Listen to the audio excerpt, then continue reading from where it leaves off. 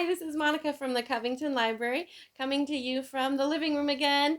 And joining us today is Jack again, our favorite dog. Today we're reading Amy Wu in The Perfect Bao. It's written by Kat Zhang, and it's all about cooking and some of the challenges you might have cooking. Sometimes cooking is hard to do, and it doesn't always come out the way you want it to. And there's a little note at the very beginning that says, growing up in a Mandarin-speaking family, I always said Bao Ji instead of Bao and pronounced the word differently. But the Americanized pronunciation is usually Bao. And it says Bao like bow, not like bow, like the kitty's wearing a bow around her neck or in her hair. Not like bow. So this is Amy Wu and The Perfect Bao, and it's written by Kat Zhang, and we're using it with permission from Aladdin. Amy can do a lot of things. She can brush her teeth. She can tie her shoe. She can even do both at once, sort of. But there's one thing Amy cannot do. She cannot make the perfect bao. Sometimes they come out too small. Sometimes they come out too big. Sometimes she adds too much filling. Sometimes not enough. And sometimes they fall apart before they reach her mouth. Amy's mom and dad make perfect bao. So does her grandma. Their bao are soft and fluffy and so delicious. Amy could eat them all day. Sometimes she does. Today, Amy is going to do it.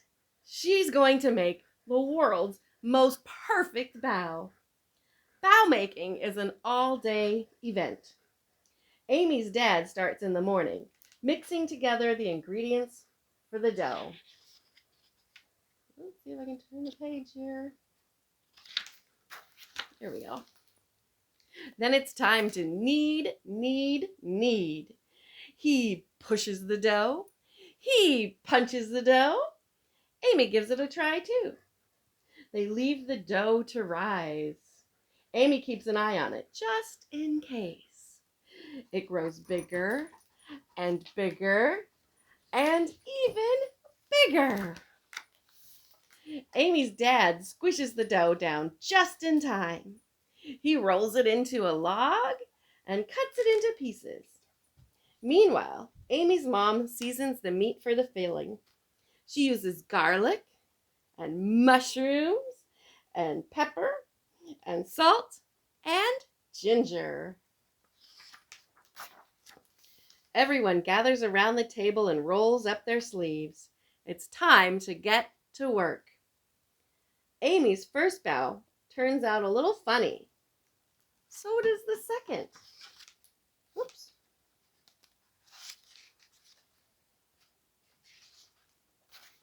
It's hard to know how much filling to add. Too little and the bao is sad and empty. Too much and oops! It's also hard to pinch the bao shut just right. Pinch, pinch, pinch. Amy watches her mom make a perfect bao. She watches her dad make a perfect bao. And her grandma too.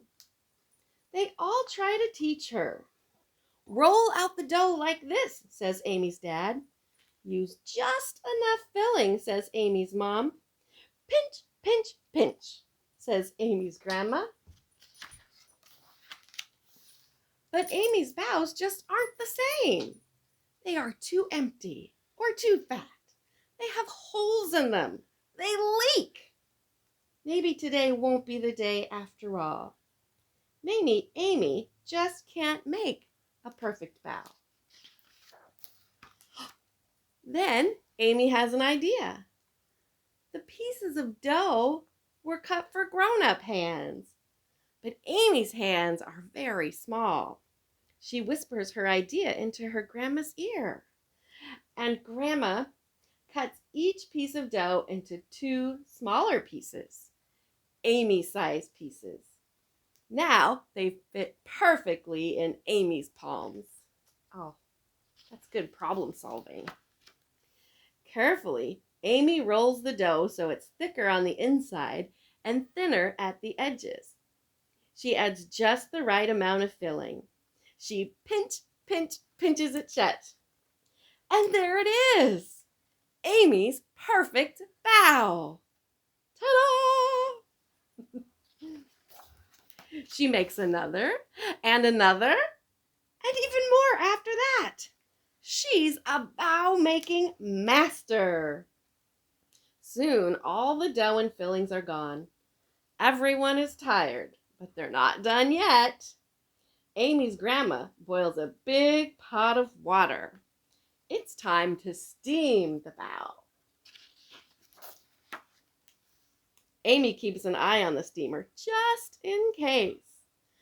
All her perfect bao and all the imperfect ones too are snug inside. You see what Amy's reading?